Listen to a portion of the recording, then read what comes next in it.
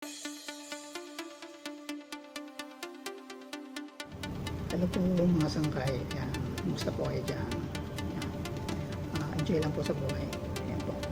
Kuya Pikoy po. Kuya Pikoy TV po. Welcome po kayo sa channel po ito. Ako yun. Ituturo ko po sa inyo para makapagawa po kayo ng bouquet na wala pong ganito. Ayan po. Patatas lamang po ang pagtutusuan po natin ng bulaklak. Enjoy po kayo sa panonood. Salamat po.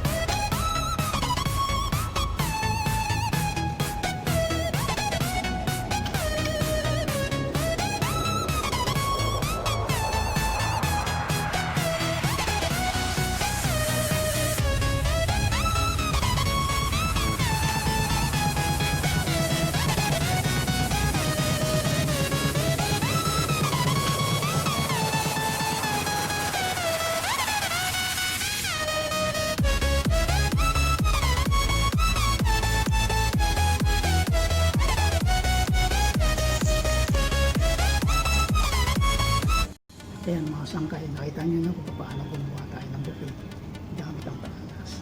Ayan, makapansin nyo po dito sa ginawa ko nito. Ayan, nandun ko yung patatas.